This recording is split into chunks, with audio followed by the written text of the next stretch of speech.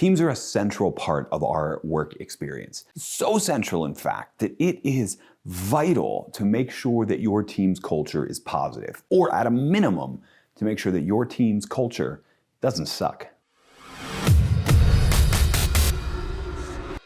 Hey leader, David Burkus here, organizational psychologist and author of 4 best-selling books on helping leaders and teams do their best work ever. And in this episode, we're talking about culture, specifically the culture of your team and how to make it more positive. Much of a team's performance comes down to its culture, how positive or negative it is.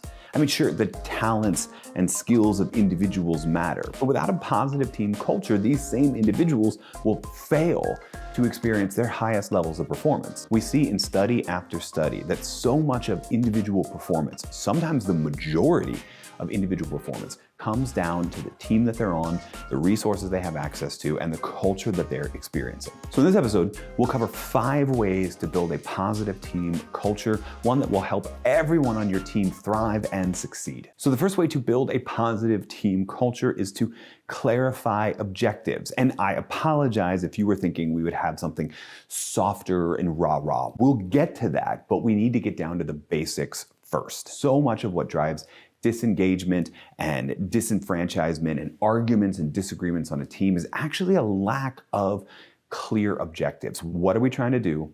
What are we trying to accomplish? When do we need to accomplish it by? And who's going to do what? Clarifying those objectives involves not just doing that at the start of a project, but staying on top of it, whether it's through a weekly all hands meeting, a quick huddle, or kind of a constant update from you as the leader to keep what is most important at the forefront of people's mind, to keep monitoring that sense of progress, and to make sure that everybody knows exactly what we're working towards, and perhaps even more importantly, how their work fits into everyone else's work to bring us towards those objectives. The second way to build a positive team culture is to clarify expectations. And this is another basics, blocking and tackling way to build a positive team culture. What we mean here when we say clarify expectations is actually twofold.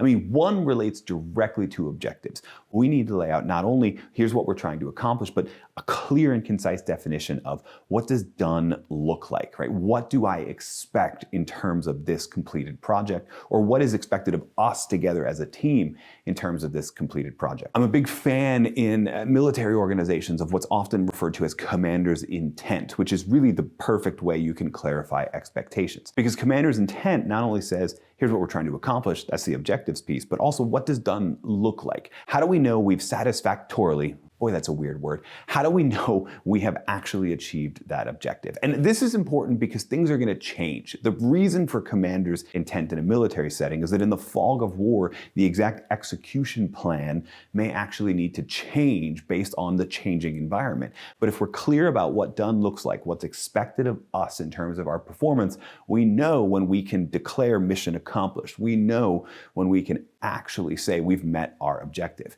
And the clarifying expectations actually goes a little deeper too. Clarifying expectations refers to behavior as well. How do we expect people to behave when they're collaborating with each other? And the easiest way to clarify those expectations is to model the way. Make sure you're interacting with everyone at a level of civility and respect and professionalism, and make it clear when unprofessionalism, disrespect, or incivility happens in your team that it will not be tolerated. So we're clarifying our expectations around what done looks like, but also how we're going to behave as we work with each other to get to done. The third way to build a positive team culture is to include all, to make sure that we're making decisions with the input of everyone, to make sure that we're giving a chance for everyone to be heard, to make sure that people feel like they have something to contribute to the team. And I get it. If you're in a leadership role, there are often times where you need to make a quick decision, or there are often times where you have access to information they don't have access to, and so you make a decision they may disagree with. That's gonna happen, that's okay. I didn't say you have to let people make a decision. I said you have to include them in the decision, which means you have to make sure that they feel heard before you make that decision. And when you announce that decision, if you've included everyone, then you actually know how to break the news to individual people about why their chosen path, why their suggestion wasn't followed. You can't do that if you don't include them. You can't do that if you don't hear them. But include all here, also make sure that we're taking the time on a regular basis to make sure that we're amplifying unheard voices. Whatever medium of communication we're using, whether it's email communication, whether it's an in-person meeting or a Zoom meeting, that's gonna bring certain people's voices a little bit louder and certain people's voices a little bit softer.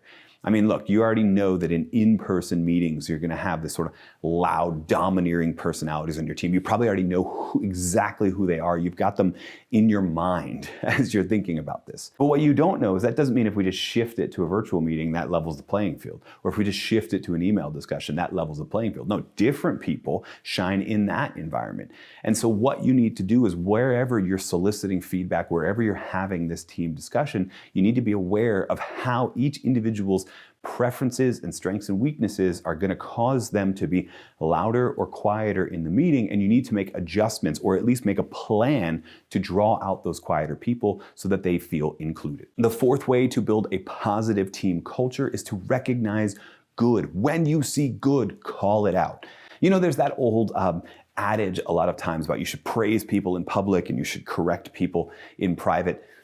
That may or may not be true. Some people really don't like being the center of attention, and so praising them in public is the last thing they would want. You'll know your team, you'll know who those people are, but that doesn't mean you shouldn't recognize good when you see them do good. So you need to know your people, and you need to recognize when you see good work, when you see good behavior, when you see just about anybody doing something right. Make sure those people know that you saw it and you appreciate it. And when you see people recognizing good among other people on the team, recognize that good. It's sort of a meta recognition, a meta good, if you will. Catch people doing something right, but catch them catching each other doing something right and support that as well. And you'll find that people over time will get much more complimentary, will be much more willing to help each other, and will be much more positive in their day-to-day interactions with people. And that will obviously have a huge effect on the team's culture. And the last way to build a positive team culture is to reinforce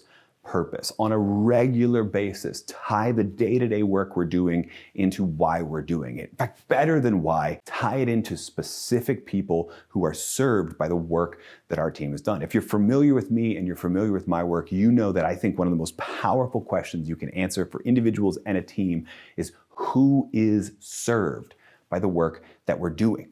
That takes the mission or vision or purpose statement of the organization and it makes it personal. And personal is where we feel purpose. But as a team, if we have that clear personal purpose, if we can put a name and a face and some past experiences interacting with the people who are served by our work, we're going to be more motivated to do that work. And we're going to be more motivated to get bonded together to bring that work into fruition as well. So reinforce purpose on a regular basis. Capture stories of the people we're serving if you have to. Take the traditional metrics of performance and tie them in to those people who are served. Do whatever you can to draw a thick line between the mission and the vision of the organization, the people that are served by that, and the work that our team is doing. And you're gonna find your team is more positively engaging in that work and interacting with each other. Now, if you start from a place of having a kind of mediocre culture, a one that's not negative or positive, then these changes are gonna have a quick and noticeable effect on your team. But if you're starting with a negative culture and you're trying to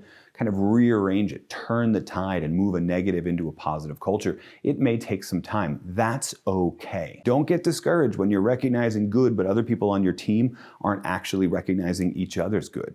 Don't get discouraged when you're outlining expectations and people are failing to live up to them. The team has been in a negative culture for a while. It's going to take a while to reverse course, but that's okay. You should still be able to see some of those small wins, even if they're private one-on-one conversations, and let that motivate you. Let turning the culture of the team be your own personal who that keeps you motivated to building that team culture. You will see the results eventually. We know it from copious amounts of research, and soon your team's experience will be joining that research, that when you do turn the tide and start to build and grow a positive team culture, you'll have created a team where everyone there can do their best work ever.